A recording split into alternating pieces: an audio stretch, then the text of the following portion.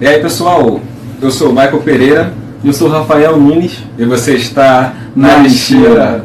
É isso aí, agora nós estamos começando uma nova série aqui no canal, que é um encontro de gerações. Porque eu sou um cara que nasceu no final dos anos 80, o Rafael nasceu no início dos anos 2000, então pode-se dizer que vivemos algumas coisas diferentes ao passar dos anos e tudo mais. Nós temos um ponto de vista, talvez, diferente, ou talvez não.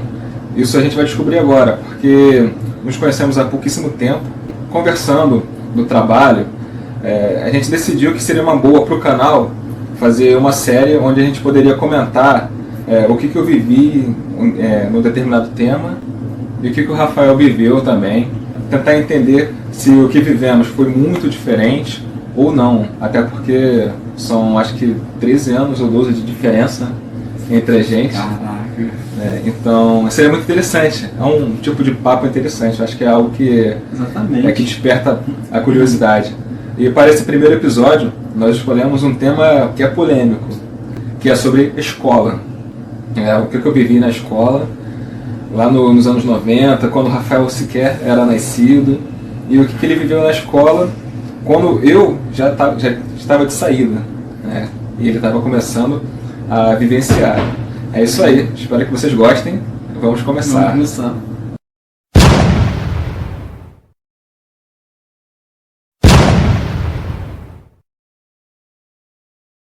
Nosso primeiro tópico é sobre a diferença da escola pública e a escola particular. O Michael cresceu na escola pública. E eu não, eu já estudei na escola pública um ano, onde me formei foi uma escola particular.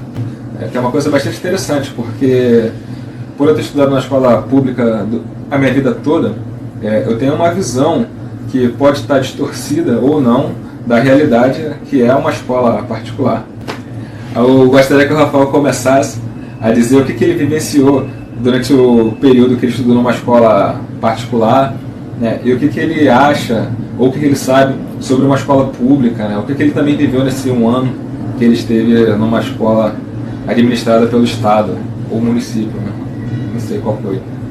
A grande diferença é que quando a gente começou na escola particular, na infância, na creche, no primeiro, segundo, terceiro, quarto, quinto ano, ensino fundamental, assim, foi um modo de tratar com as crianças, sempre muito educado, sempre com muita calma, sempre com esse olhar atencioso, como fosse uma mãe, sempre professoras. Na minha escola, quando eu era primeiro, segundo, terceiro ano, nunca tive um homem, era sempre mulheres. Professores, como professores, sempre mulheres, sempre muito zelosas, muito carinhosas, muito prontas para qualquer coisa. Como era muita criança na turma, então era um capeta, um monte de criança animada, um monte de criancinha falando besteira, rindo à toa, mas aí tinha um pulso firme na hora da bronca, aí sim a gente chorava. Eu vivenciei isso mais ou menos até a quarta série. Que é quando você ainda chama a professora de tia. Tia, exatamente, a irmã da sua mãe. Então, aí a gente tinha essa coisa da tia, até a quarta série. A partir da quinta série que você começa a ter outros professores, para cada matéria, aí já se perdia esse negócio e também perdia o zelo. Sim, perdia esse zelo, vai criando responsabilidade. Tia, não sei fazer o dever de casa, pode trazer que eu quero espirrar. Isso, agora, quando eu passei já para a quinta série, isso lá já não...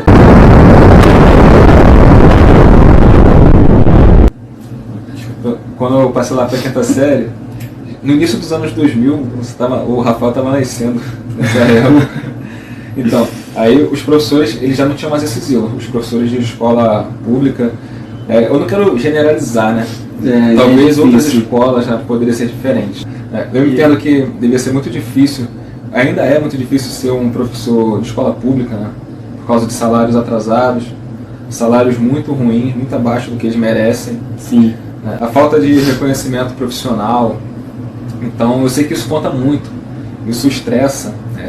Era uma coisa também muito constante. Sim. Os professores de escola pública, acho que não só da minha época, acho que isso é uma coisa de sempre, geral. Contemporânea, o estresse que eles vão acumulando ao longo da carreira. Ao longo da carreira. Porque, nossa senhora, cara, o que eu escutava mais na escola particular e tanto pública era a falta de dinheiro, a falta de tudo, a falta de profissional. Mas isso também acontecia na escola particular? Acontecia.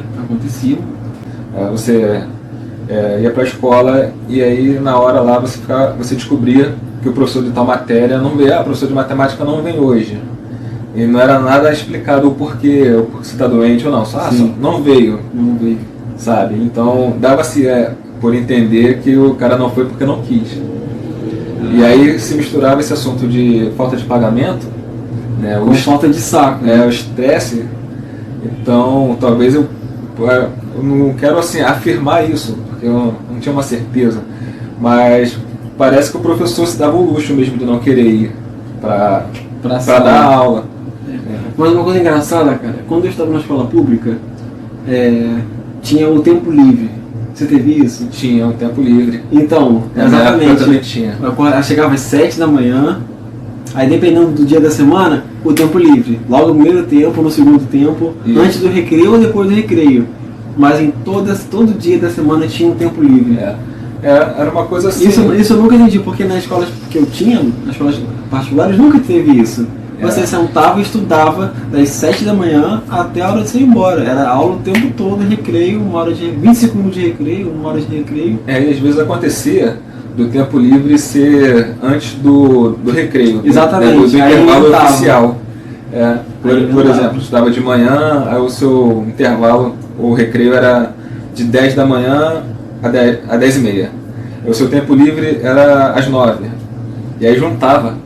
Aí você ficava de 9 horas da manhã sozinho no pátio, né? Com a sua turma. Aí depois chegava a galera. Isso. De 9 da manhã até as 10 da manhã, sem fazer nada. Sem ter qualquer tipo de atividade. Isso, de atividade educacional. E obviamente isso causa um atraso. Tanto que eu tinha uma visão em relação à escola particular. Eu achava que o cara que estudava numa escola particular certamente era um cara muito à frente. Muito inteligente, mas não. Eu tinha essa ideia. Até porque alguns amigos meus que estudavam em escola particular, eles diziam que tinham aula de espanhol, aula de música, aula de informática, coisas que eu não tinha na escola pública. Sim. Então eu me sentia mal, né? Sabe? Tadinho. O caxiense. Pô, não tem, exatamente. Sabe que tipo, quando eu estava no colégio público, não tinha preparo para ter uma aula de informática, sabe? Quando isso era 2016, tipo, a escola estava começando a botar ar-condicionado na sala, sabe? Agora, um detalhe interessante, que não sei se na época do Rafael também era comum, que era cantar o hino nacional. Nossa, cara, o hino nacional era toda segunda-feira, às 7 da manhã, no peito. Era uma coisa também que não faltou na minha época e nas escolas públicas, pelo menos durante um tempo. Sim. Acho que na reta final, quando eu entrei no ensino médio, isso foi cortado. Acabou esse patriotismo. Na minha escola pública, no 6º ano, tinha que cantar o hino.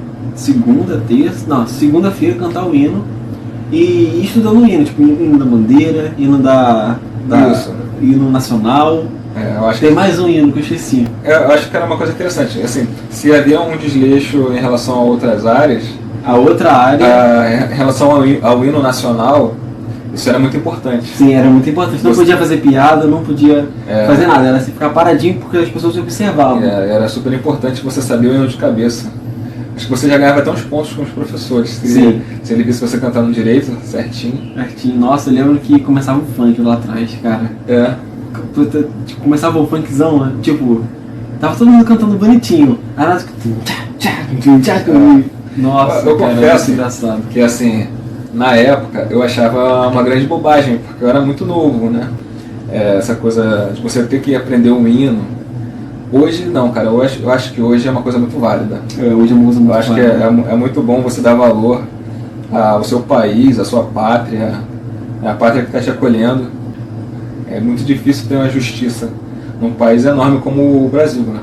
Reger o país inteiro, né? Acho muito injusto quando alguém compara o Brasil com o Japão, por exemplo. Nossa Senhora. O Japão acho que é menor que o Rio de Janeiro. Ele dá no meio do mar isolado. O pessoal e é mais velho que o Brasil. E o pessoal tenta comparar, dizer que lá é mais evoluído.